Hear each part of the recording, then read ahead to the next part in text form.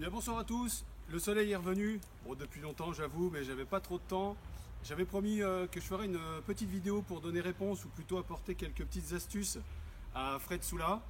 Fred Soula, bien le bonsoir, puisqu'il est déjà quasiment 18 h ici. Donc je pense que d'ailleurs on va être pas mal gêné, je vais essayer de parler fort, on va être pas mal gêné par le passage des voitures. J'ai une rue là derrière et à cette heure là ça passe pas mal. Dans cette vidéo d'aujourd'hui, j'ai noté quelques petits trucs. Voilà, j'ai rien à cacher. Je me suis fait un petit canevas pour essayer de donner réponse au mieux que je peux à Fred sur comment moi je fais de façon à ce que sa prochaine visite, surtout récolte, se passe un peu mieux parce que j'ai vu qu'il avait pas mal galéré. Alors je dis pas que c'est toujours facile, mais bon, je pense qu'avec 2-3 petites astuces, ça pourrait se passer beaucoup mieux. Avant d'enfiler les gants, etc. et d'allumer l'enfumoir, juste un petit truc, donc là je vais m'adresser à Fred, je me permets de te tutoyer Fred. Pour les rayons qui tombent à l'intérieur de ta ruche, Freuden, pas Freuden, je pense que le poids y est beaucoup. Je crois que tu annonces que tes rayons, quand ils sont chargés en hectares, font 3 kg. Alors je sais qu'il n'y a pas de dimension prédéfinie pour les ruches kenyanes, on fait un peu ce qu'on veut tant qu'on respecte cet angle. En revanche, je crois que c'est un petit frelon. Je crois que 3 kg ça me paraît beaucoup. Moi par exemple, voilà, j'ai un séparateur là. Avec mes dimensions, je crois que je dois être à. Ma barrette fait 45, je dois être à 41 quelque chose ici en haut et je dois avoir 23 cm là. Lorsque mon rayon est chargé en miel, il fait entre 1,5 kg et 1,8 kg. Donc je pense que ça doit réduire ce fameux décrochement, là ici arrachement qui peut se produire au niveau de la barrette. Donc moi du coup ça m'arrive pas. Autre chose, j'avais dit aussi la dimension. Ah oui, le volume justement, cette fameuse surface. Alors j'ai pris ces dimensions là, voilà, j'ai rien inventé, hein, c'est pareil, hein, j'avais expliqué mes ruches, hein, je les fais selon les plans de Laurent Cazelet, les abeilles de l'air. En fait, il avait lui-même calculé la surface d'un rayon qui correspondait à 8 cm² près, je crois, il y a 630 et 638 au rayon la surface d'un cadre varé. Donc ce qui fait que quand je démarre, je mets mon séparateur en neuf, que je mets 8 barrettes vides, j'ai à peu près le volume d'une varée pour démarrer ma colonie. Voilà, petite parenthèse. Bon, et j'enfile les gants, j'allume l'enfumoir et puis je vous rapproche et puis on voit pour les petites astuces. Donc voilà, je vous ai rapproché un petit peu. Hop. De toute façon, hein, j'ai mon petit canevas, je sais pas si vous me voyez, mais moi je suis un peu tête en l'air, donc si j'oublie quelque chose, je regarderai. J'aimerais essayer d'être assez concis et puis expliquer au mieux comment je procède, parce que généralement ça se passe plutôt bien, donc il n'y a pas de raison de ne pas partager cette expérience. Alors tout d'abord, avant toute visite, j'observe par la vitre si éventuellement il y a du collage, parce que j'ai vu que Fred avait pas mal de problèmes de collage. Ah ouais, c'est ça aussi, des rayons. Tout à l'heure on parlait de la taille des rayons. Je pense que, moi j'avais remarqué qu'elles ont tendance à coller un petit peu, alors jamais sur des grandes longueurs comme on a vu dans ta ruche. Souvent c'est sur 1-2 cm maximum, parfois que d'un côté, parfois des deux. Et c'est souvent les rayons qui sont frais. Alors effectivement, moi, comme mon entrée est sur le pignon, mes rayons au bout sont mes rayons de réserve. Alors est-ce que c'est lié au fait que ce soit des réserves et que ce soit lourd et qu'il y a le consolide, ou est-ce que c'est de la cire fraîche? Moi, je pensais que c'était parce que la cire était fraîche, parce qu'en fait, une fois que j'ai visité et que j'ai décollé, je repose ce rayon, plus jamais me le recolle, quoi. Donc voilà, bon, j'ai pas la science infuse, mais j'ai l'habitude que ça puisse coller un petit peu. Donc là, on va déjà vérifier si c'est le cas. Sur celle-ci, je pense pas. Il y a un petit moment que je l'ai pas visité. Elles ont pas tendance à attacher facilement.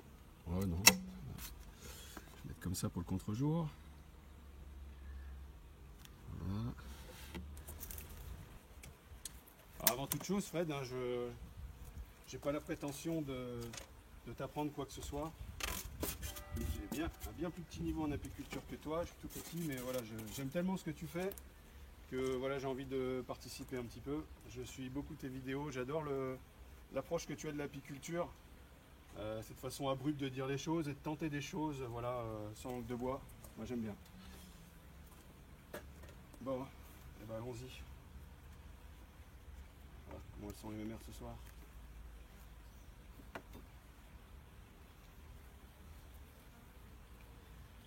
Voilà. J'en profiterai peut-être pour remonter jusqu'à là pour répondre à une ou deux questions que j'ai eues des abonnés, notamment sur ces écarteurs et puis sur la partie nourrissement. La fille. Rien. Bonsoir les filles. Voilà. Une petite construction. Alors, première petite astuce, Fred, déjà pour la récolte, c'est vers la fin, mais tant pis, je suis pas dans l'ordre, mais ça me vient maintenant. Pour la récolte, deux options. Alors, ou 24 heures avant, si je sais que c'est ces trois-là que je dois récolter, eh ben, je viens mettre mon chasse-abeilles. Voilà, et comme ça, 24 heures après, ces trois-là sont vides d'abeilles, ou quelques mâles qui restent, mais c'est pas gênant. Et je peux récolter sans souci. Peut-être que ça serait la solution sur ta colonie qui a l'air bien énergique. Sinon, moi je fais plus comme ça, voilà, je fais comme tu as fait, je balaye les abeilles doucement et je repars avec le rayon. Donc, par contre, je ne découpe jamais sur place. Je pense que le miel, ça doit vachement les exciter. Enfin, j'ai trouvé que c'était galère. Moi, je balaye les abeilles et j'écarte le rayon à quelques mètres dans une caisse sur laquelle je mets un linge. Voilà, pour éviter le pillage. Et également, important, si par exemple je dois ou récolter des barrettes ou bien redresser, je ne vais pas intervenir tout de suite. C'est-à-dire que je ne vais pas balayer les abeilles maintenant, les faire tomber dans le fond, créer un remous comme ça, voilà, les énerver. Si je dois collecter un... Imaginez, on va le simuler. Alors on imagine que pour une raison X ou Y, je veux récolter ou redresser ce... D'ailleurs je vais regarder. Bon, il n'y a pas grand chose. Il y a le bout qui part un tout petit peu de travers. Là. Bon, imaginons que je dois intervenir, je le ferai tout à l'heure. Je viens la placer derrière le séparateur. Voilà. Et je continue ma visite, j'y reviendrai après. Quand à la fin j'aurai tout resserré et qu'il ne restera qu'une ouverture comme ça, je les balayerai dedans. Et là je pourrai partir avec mes rayons ou les redresser et les remettre. Voilà. Ça évite le mouvement. Ensuite, autre astuce qui à mon sens fait toute la diff sur la visite que tu as faite, c'est que systématiquement, là malheureusement, je ne vais pas m'en plaindre, elles sont calmes, mais quand c'est mouvementé énergique, là je pourrais me permettre de faire comme toi, c'est-à-dire toutes les écarter, un peu comme une dadan, hein, on ouvre tout d'un coup, bon, même si j'aime pas trop. Donc ce que je fais, c'est que je contrôle mon rayon, voilà, avec un petit rappel au passage pour la manipulation des rayons, voilà, avec le mouvement demi-lune que m'avait expliqué Pierre Javaudin, voilà, qui nous permet de contrôler les deux faces sans avoir à mettre le rayon comme ça qui viendrait s'affaisser avec le poids. Et donc quand j'ai visité, hop, j'ai inspecté mon rayon, je viens le recoller à l'autre. De cette façon, je n'ai toujours qu'une seule ouverture en contact avec les abeilles, donc je les dérange moins. Celles-ci, elles sont toujours pas dérangées. Celles-là, tout doucement, elles vont se recalmer en dessous. Et j'ai toujours qu'une ouverture, donc comme ça je les dérange pas, elles me dérangent pas, voilà, c'est donnant-donnant. Donc on en profite pour voir comment je remets les barrettes les unes contre les autres. Alors jamais en étau, hein, bien sûr, parce que là on a 3 chances sur 4 d'écraser une abeille. Alors comme toi Fred, je vise le 0 abeille écrasée si possible.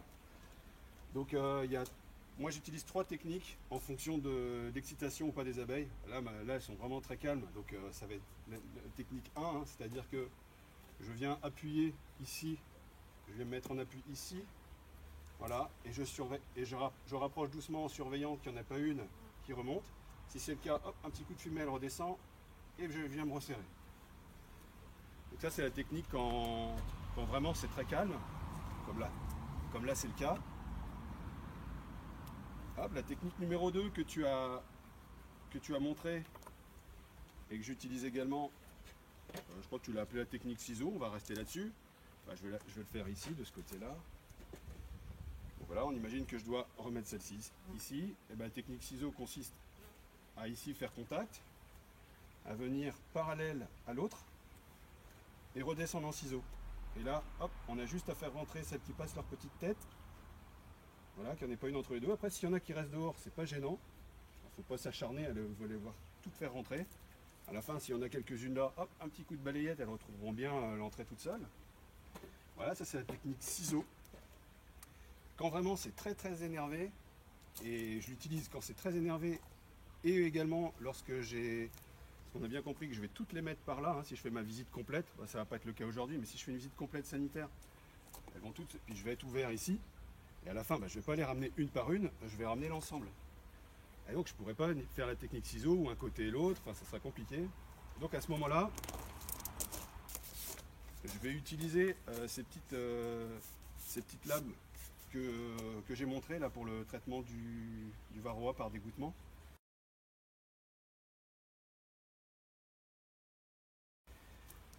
Donc lorsque la dernière, bon, on va le faire ici, je le referai tout à l'heure, je vais être obligé, quand je vais devoir tout resserrer. Donc voilà, on l'a ouvert.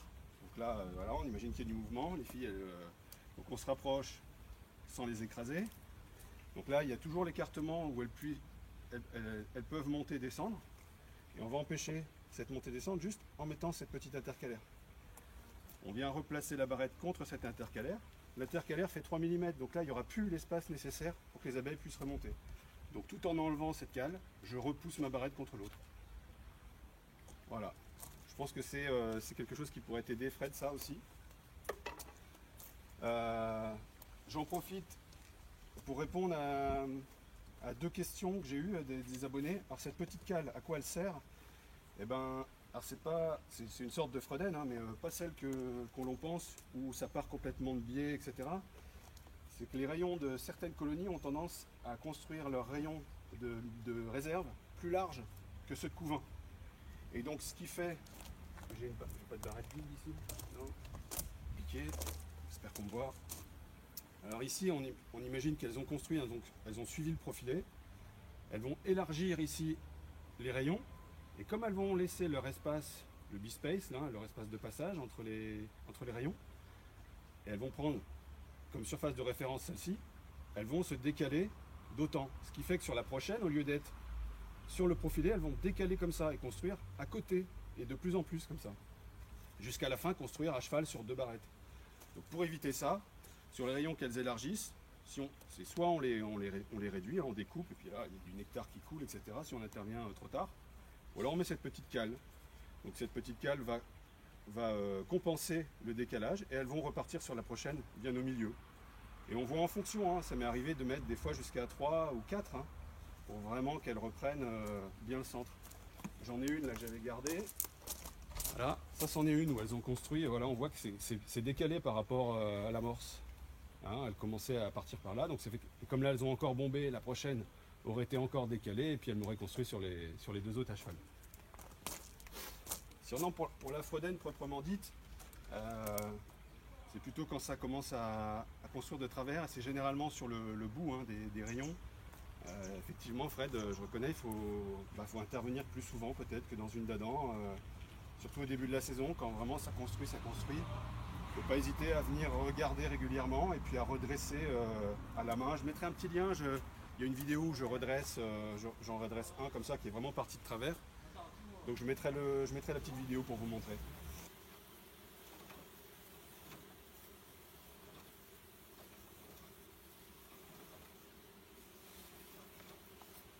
J'en enlève un maximum, bien sûr, pour ne pas les écraser, parce que je vais manipuler avec les mains. Voilà.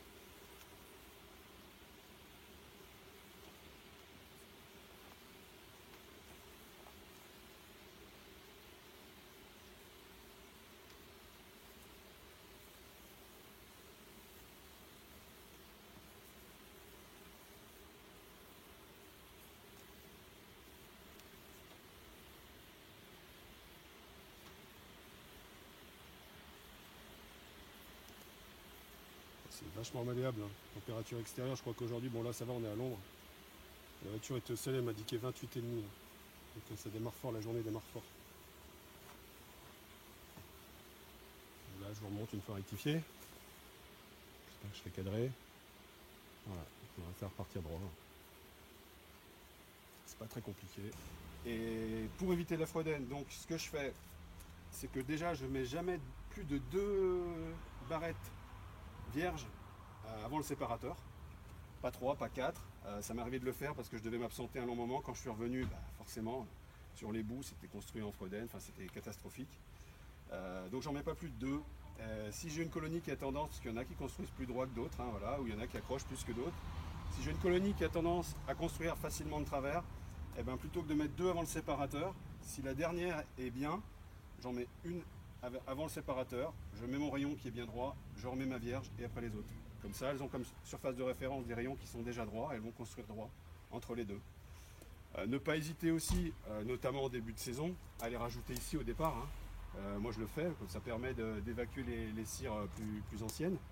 Et puis là, elles construisent bien, des rayons bien droits, et puis comme c'est du couvain, ils sont bien fins, enfin, ils sont superbes. Donc ne pas hésiter ici à rajouter, je les rajoute par 2. Donc je les rajoute soit ici entre 1 et 2, soit entre 2 et 3. En fait, ça dépend où ils ont attaqué le couvain. Je me place avant le premier rayon de couvain. Voilà. Si c'est ces réserves et la réserve pollen, eh ben, je les mettrai ici. Si c'est réserve et que déjà ici j'ai du couvain, je les mettrai ici. Voilà, je vais donc, ça c'est vu. Je vais ouvrir jusqu'à là pour montrer parce qu'il y a un abonné qui se demandait si elle bouchait ou pas. Alors clairement, il y a très longtemps que je ne les ai pas nourries, celles-ci, puisqu'elles ont eu juste le droit à du candy le premier hiver. Voilà, parce qu'elles avaient été cueillies tardivement, elles avaient été cueillies fin juin, et elles n'avaient pas réussi à faire suffisamment de réserve avant le passage en hiver. Donc on va voir, hein. Peut-être je vais passer pour un menteur et on va voir tout coller. C'est l'occasion de regarder. Mais normalement elle me laisse un passage. Bon, après, il suffirait juste d'enlever le bouchon pour voir, hein, en fait. Ouais, elles n'ont pas bouché.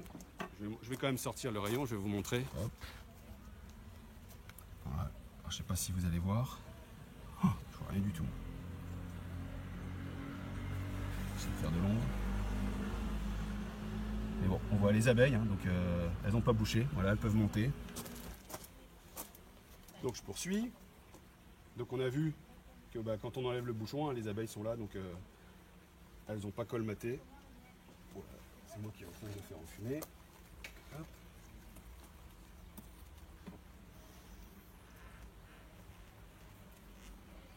Bon, je reconnais, Fred, que à ta décharge, la colonie que je visite, elle est plutôt docile. Donc elles vont peut-être s'énerver, mais pour l'instant, c'est plutôt très calme.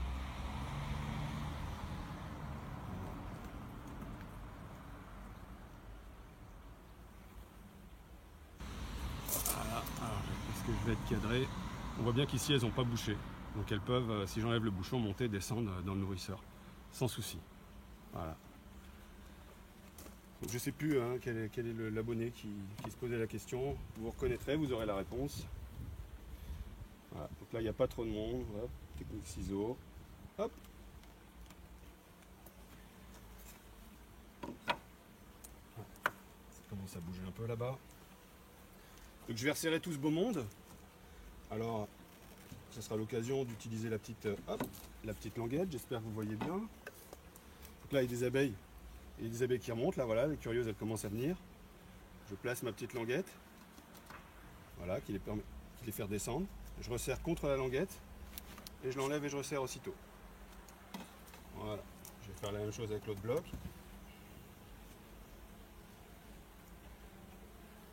Hop. Allez les filles.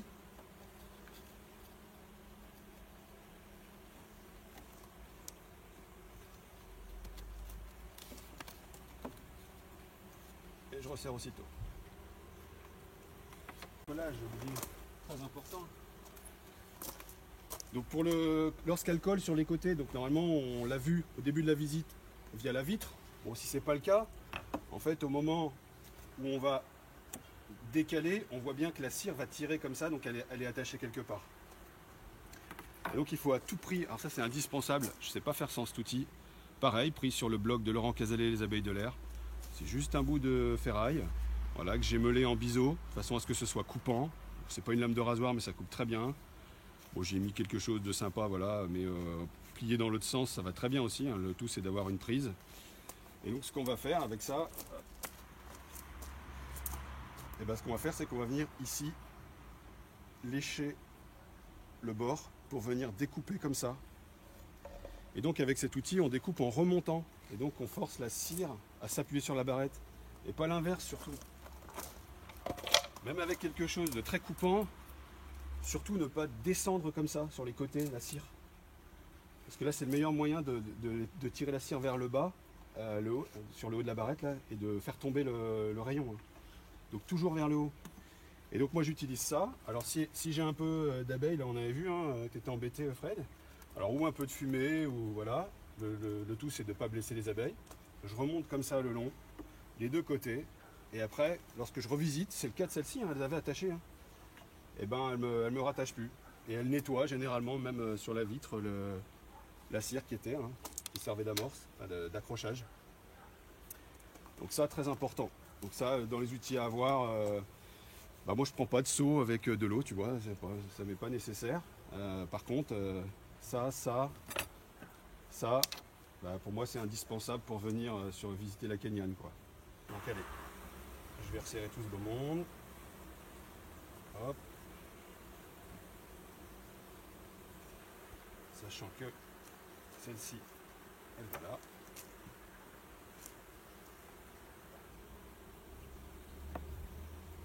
Voilà. Alors je vais le redire en conclusion, mais Fred, oui, effectivement, tu as raison.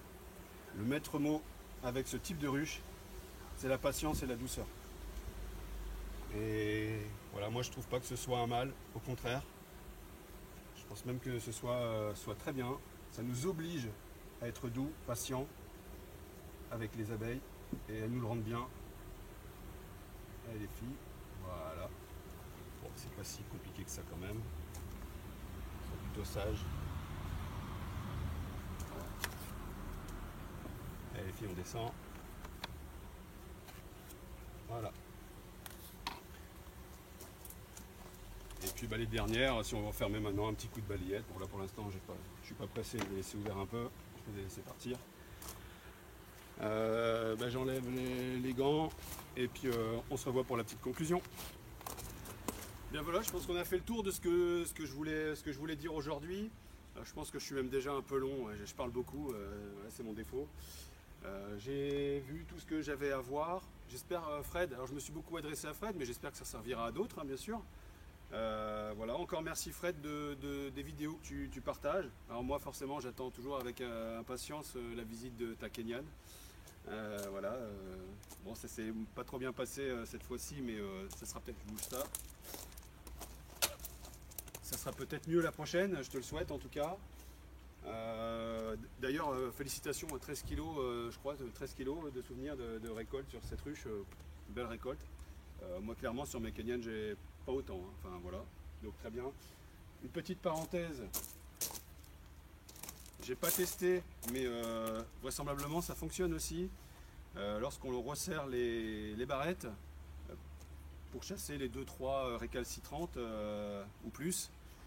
Plutôt que la fumée, on peut utiliser un vaporisateur comme ça avec de l'eau tiède.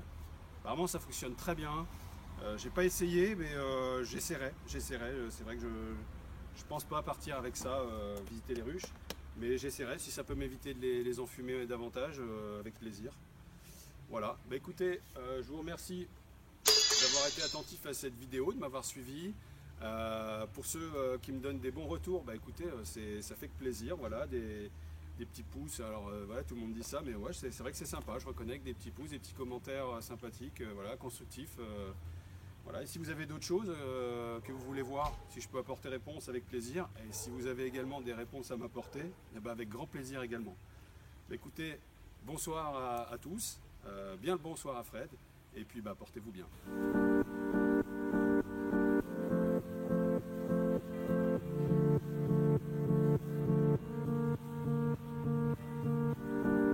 Breathe it in, don't let it out.